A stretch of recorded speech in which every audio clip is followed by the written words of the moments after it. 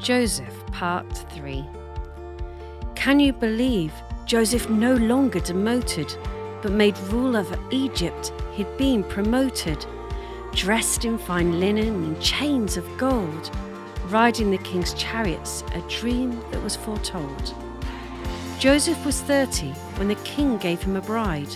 They travelled throughout Egypt with God on their side. Everywhere Joseph went, the harvest was vast, but remembering the dream of the famine forecast. Before this came to pass, Joseph's 2 sons were born. Their names a reminder of God through blessings and storms.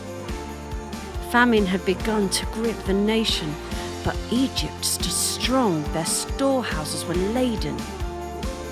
Back to Jacob and the Canaan lads, the ones who sold Joe and tricked their dad.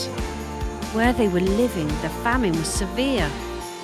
Jacob said to his sons, "Egypt, now, get out of here." Since Jacob had heard Pharaoh's land was thriving, he knew it was the way of them surviving. The brothers then left to face the man in power, Egypt's ruler. They began to cower. They put their faces to the floor. Had they not recognized whom they stood before?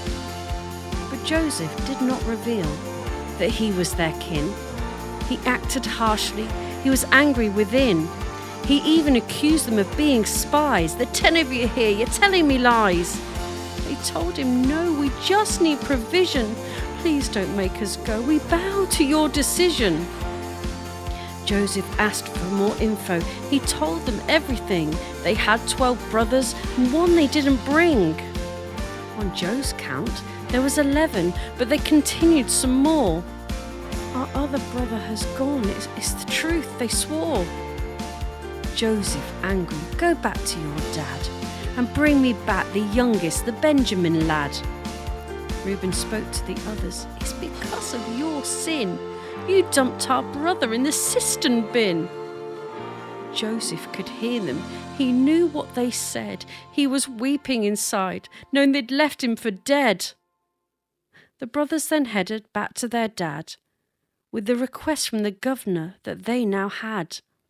Jacob could not believe it. Another son he must lose. He was angry with them all and wanted to refuse. The brothers were waiting for Jacob to submit. They got out their lunch and they sat for a bit. But something was strange in their travel gear. Shiny silver they could see and began to fear. "The governor will think that we didn't pay for the grain we had when we visited that day." Jacob felt bereaved. Everything seemed lost. He knew they had to go. He knew it might cost.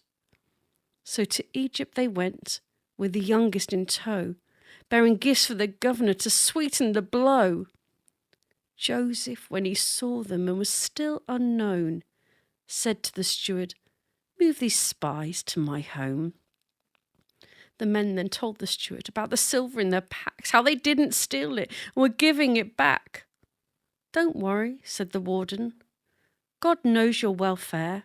Let's get you all cleaned up. Joseph wants you there." The men stood before him with the youngest Ben. Joseph felt so moved. He privately wept for them. He gave them grain and silver. The men went on their way. But the steward halted them. "You're not leaving today. One of you has stolen the governor's silver mug, and when he finds out who, he'll punish the thug." But it wasn't the boys who put it there. Joseph had planned it in his despair. The brothers denied they'd done such a thing, but in Benjamin's sack was the pilfered bling. The brothers then fell, again faces to the floor, knowing Benjamin would be imprisoned and free no more. Joseph was mad and said Ben had to stay. "He took my mug and now there's a price to pay." Panicked and worried, they petitioned to Joe. "Our dad will die if you don't let him go. Our dad could not take any more pain of not seeing his youngest back home again." Joseph was in distress. He felt so alone.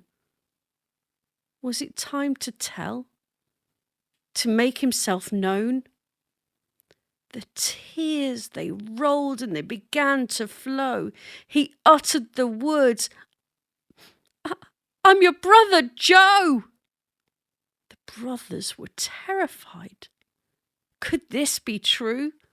Who they stood before, was he the brother they knew? Joseph called them nearer so they could see more. But to find out next what happens, you'll have to wait for part 4.